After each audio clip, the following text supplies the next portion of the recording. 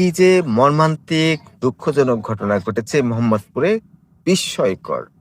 দেখেন ১৫ বছরের বয়সী নাফিসা, তার মায়ের বয়স ৪৮ বছর।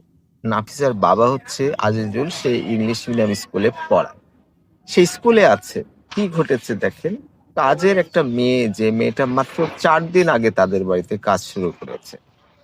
সিসিটিভিতে বাইরে থেকে দেখা গেছে যে সেই মেয়েটা সেই নাফিসার স্কুল ড্রেস পরে চলে গেছে। অথচ পুলিশ যে দেখছে যে নাফিজা ১৫ বছর বয়সী, তার মা ৪৮ বছর বয়সী, তারা দুইজন মরে পড়ে আছে ছুরিকাঘাতে, অনেক রক্ত চারিদিকে। আর নাফিসার বাবা আজিজুল, সে ইংলিশ মিডিয়াম স্কুলে পড়ায়, সেখানে সে আছে। Can you imagine? এটাকে ইংলিশে কি বলে? Truth is stranger than fiction. আপনি যা কল্পনাও করতে পারবেন না, সেটাই সত্য। ফলে ৪ দিন আগে কাজের মেয়ে বাড়িতে কাজ শুরু করেছে মোহাম্মদপুর, ঢাকায়।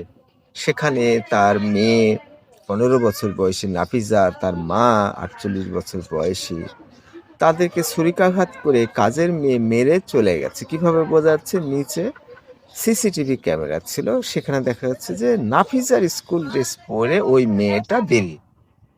আর এদিকে স্কুলে কে আছে? আজিজুল, নাফিজার বাবা। সে ইংলিশ মিডিয়াম স্কুলে পড়ায়, সেই স্কুলে সে আছে। আপনি কি ভাবতে পারেন কি মর্মান্তিক ঘটনা? ছুরিকাঘাত করে মা মেয়েকে মেরে ফেলে সে মেয়ের স্কুল ড্রেস পরে বাড়ি থেকে চলে যাচ্ছে।